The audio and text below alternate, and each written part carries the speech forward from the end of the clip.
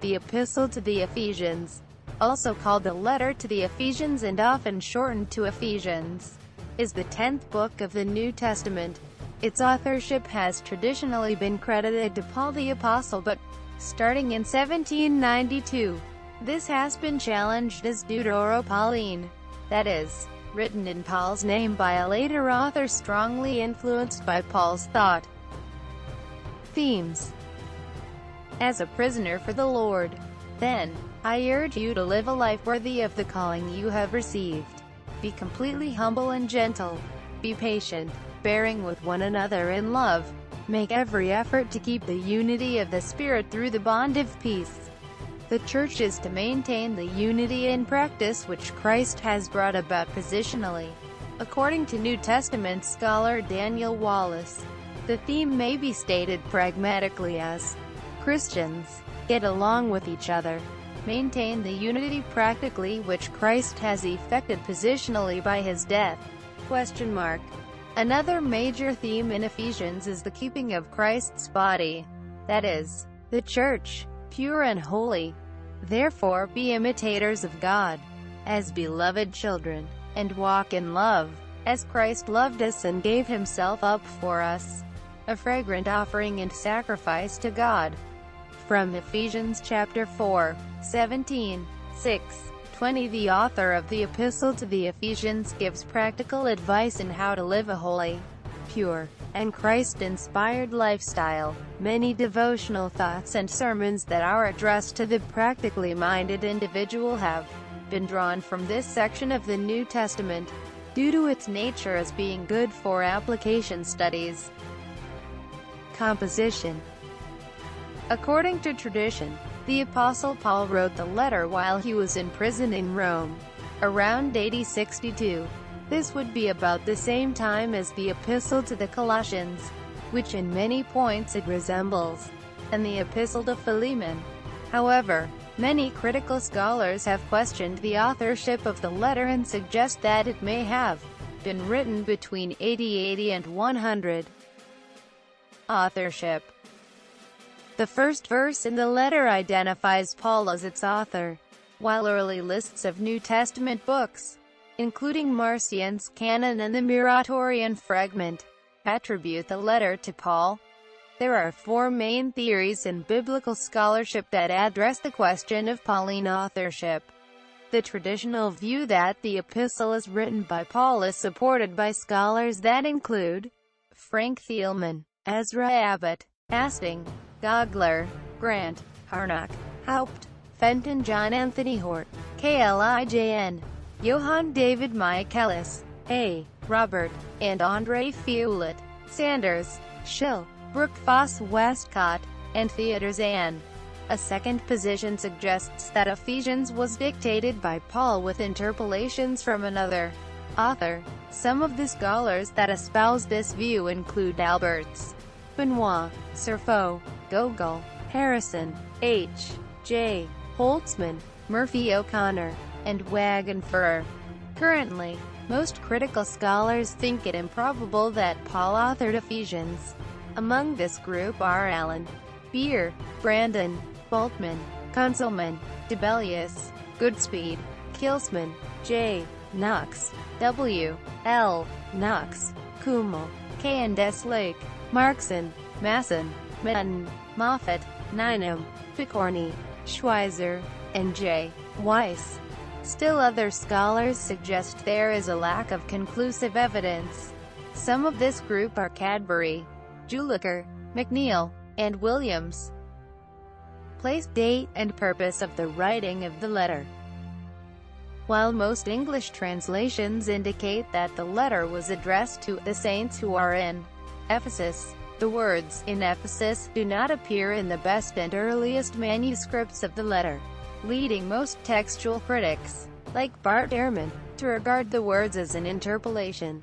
Considering that the content of the letter seems to suggest a similar socio-critical context to the Laodicean church mentioned in the Revelation of John. Furthermore, if Paul is regarded as the author, the impersonal character of the letter, which lacks personal greetings or any indication that the author has personal knowledge of his recipients, is incongruous with the account in Acts of Paul staying more than 2 years in Ephesus. If Paul was the author of the letter, then it was probably written from Rome during Paul's first imprisonment, and probably soon after his arrival there in the year 62, 4 years after he had parted with the Ephesian elders at Miletus. However, scholars who dispute Paul's authorship date the letter to between 70–80 AD. The major theme of the letter is the unity and reconciliation of the whole of creation through the agency of the Church and, in particular, its foundation in Christ as part of the will of the Father. In the Epistle to the Romans, Paul writes from the point of view of the demonstration of the righteousness of God, His covenant faithfulness and saving justice. In the Gospel, the author of Ephesians writes from the perspective of union with Christ, who is the head of the true Church. Outline 1, 3, 2, 10. A general account of the blessings that the Gospel reveals. This includes the source of these blessings, the means by which they are attained, the reason why they are given, and their final result. The whole of the section 1:3-23 consists in the original Greek of just 2 lengthy and complex sentences. It ends with a fervent prayer for the further spiritual enrichment of the Ephesians. 2:11-3:21, a description of the change in the spiritual position of Gentiles as a result of the work of Christ. It ends with an account of how Paul was selected and qualified to be an apostle to the Gentiles, in the hope that this will keep them from being dispirited and lead him to pray for them. 6:10-24, the imagery of spiritual warfare, including the metaphor of the armor of God, the mission of Tychicus, and valedictory blessings. Founding of the Church at Ephesus. Paul's first and hurried visit for the space of 3 months to Ephesus is recorded in Acts chapter 18, 19, 21. The work he began on this occasion was carried forward by Apollos. The word mightily grew and prevailed, despite all the opposition and persecution he encountered. On his last journey to Jerusalem, the apostle landed at Miletus and, summoning together the elders of the church from Ephesus, delivered to them a farewell charge, expecting to see them no more. Purpose. The purpose of the epistle, and to whom it was written, are matters of much speculation.